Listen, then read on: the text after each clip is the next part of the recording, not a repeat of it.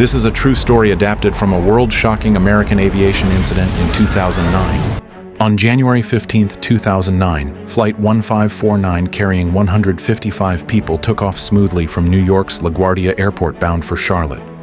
Sully was a captain with 42 years of flight experience, calm, decisive, and meticulous. The first officer was also highly experienced and deeply admired Captain Sully. However, none of them could have imagined that just 2 minutes after takeoff, the aircraft would face one of the most terrifying situations in aviation history. Birds.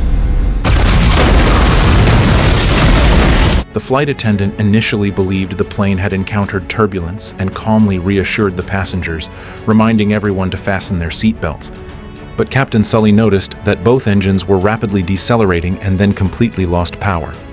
Relying on his experience, he attempted to restart the engines, but there was no response. He then quickly activated the auxiliary power unit and took control from the first officer. He ordered the first officer to pull out the quick reference handbook and locate the dual engine failure emergency procedure under item 15. At the same time, he declared an emergency to air traffic control. Upon receiving the emergency call, controllers immediately coordinated and cleared the runway, guiding Flight 1549 to make an emergency landing. Following instructions, Captain Sully initiated a left turn. Meanwhile, the first officer followed the checklist and attempted each step of the dual engine failure procedure, trying to restore power, but all attempts failed. With no power recovery, Captain Sully realized that at their current altitude and glide speed, returning safely to the airport was impossible. Below them was the densely populated city of New York. With such limited time, any wrong decision could lead to an even greater disaster. Drawing on 42 years of accumulated experience, he looked toward the wide Hudson River and made a decision beyond anyone's imagination. He chose to ditch the plane in the Hudson River and immediately reported this decision to the control tower. The controller broke out in a cold sweat upon hearing it and quickly contacted nearby Teterboro Airport to attempt a diversion. But the response remained the same. There was no way to return. Soon after, the aircraft disappeared from radar. Every controller's heart was tightly clenched because the success rate of a water landing was almost zero. All they could do was pray silently. At that moment, the aircraft's altitude had dropped below 500 meters. Captain Sully immediately issued a brace for impact command to the cabin. Hearing the captain's announcement, all passengers were overwhelmed with fear. Under the guidance of the flight attendants, they assumed brace positions. Some passengers sent farewell messages to their families in the final moments. Others expressed apologies they had carried for many years. Captain Sully remained calm, gripping the control column tightly and focusing straight ahead. He knew that if either the nose or the wings hit the water first, the aircraft would instantly break apart. He had to maintain the right altitude and attitude to allow a smooth water entry to have any chance of success. Moments later, the aircraft sounded the ground proximity warning. With a thunderous impact, the 68-ton aircraft skimmed across the river surface before coming to a steady stop. The fuselage did not break apart. From bird strike to successful water landing, only 208 seconds had passed. Every decision and action during that time demonstrated the captain's exceptional experience and skill. But before anyone could celebrate, water began rapidly flooding into the cabin. Captain Sully immediately stood up and entered the cabin, ordering everyone to put on life vests and evacuate. The flight attendants opened the emergency exits at once. Under the guidance of the crew and cooperation of the passengers, everyone evacuated in an orderly manner.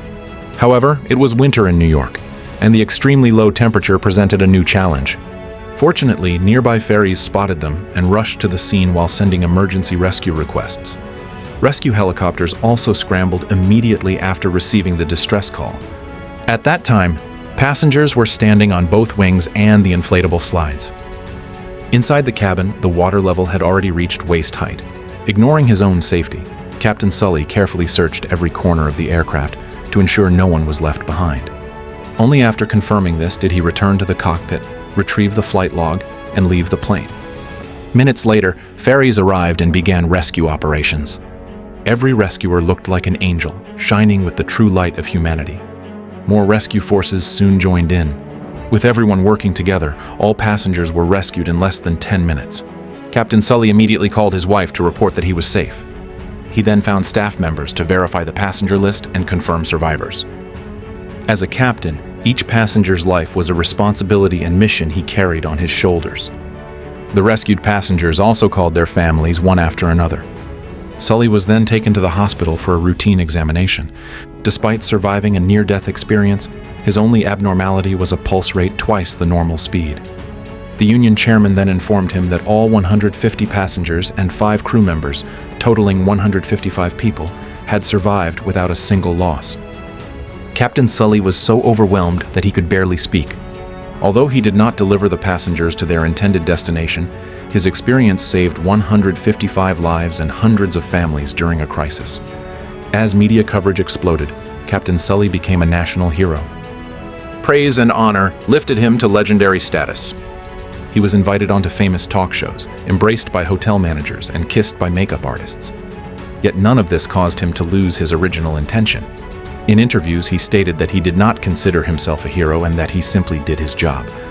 However, what he did not expect was that the National Transportation Safety Board classified the incident as a crash rather than a successful landing. According to flight data analysis, their engineers concluded that the left engine was still operating at low power and had not completely failed. They believed the aircraft had sufficient power to return safely. They argued that Captain Sully ignored available runways and insisted on ditching in the Hudson River, putting all lives at risk. Although no lives were lost, the airline suffered massive losses. Both pilots firmly defended their decision. In a dual-engine failure, activating the auxiliary power unit only allowed the aircraft to glide. They attempted multiple engine restarts, but none succeeded. They had very little time to think because below them was densely populated New York. Failure to act decisively could have resulted in catastrophic consequences. Based on over 40 years of flying experience, he judged that their altitude and speed were insufficient for a safe return. The only viable option was a water landing on the wide and calm Hudson River. The board claimed the left engine was lost during the landing and had not yet been recovered. They conducted computer simulations using flight parameters and concluded the plane could return to either airport. This result left Captain Sully in disbelief. They announced that the same parameters would be used in human flight simulations at the hearing. If the results matched, Sully would lose his badge, his reputation, and potentially face prison. Public opinion quickly became polarized. Media narratives reversed, casting him from hero to culprit. Under immense pressure, Sully suffered severe anxiety. He could not return home and was plagued by recurring nightmares of crashing planes. He even began questioning his original decision. Finally, the hearing arrived amid overwhelming stress. Unfortunately, simulations showed successful returns under identical parameters. Though unfavorable, Sully remained calm. He pointed out that simulations ignored the critical human factor. The pilots had no checklist execution, no system activation, and rehearsed responses. In reality, he needed time to analyze and decide. If human error was being evaluated, humans must be included. When asked how many simulation attempts were conducted, the answer shocked the room. 17. In real life, there are no 17 chances. One wrong judgment could mean total loss. The committee fell silent. They added 35 seconds of reaction time and re-ran the simulations. Both attempts failed. Silence filled the room. Everyone then listened to the cockpit voice recording. They relived the harrowing landing and were completely convinced by Sully's composure. News arrived that the left engine had been recovered and was completely destroyed. This confirmed that the Hudson River landing was the correct decision. The board praised Sully, calling him an indispensable unknown variable. Sully disagreed. The success belonged to passengers, crew, rescuers, and controllers working together. This film is adapted from the true events of January 15, 2009, when U.S. Airways Flight 1549 safely landed on the Hudson River. It was not only a miracle in aviation history, but also a reminder that anyone can be a hero. He simply did his job. Highly recommended to watch the original film.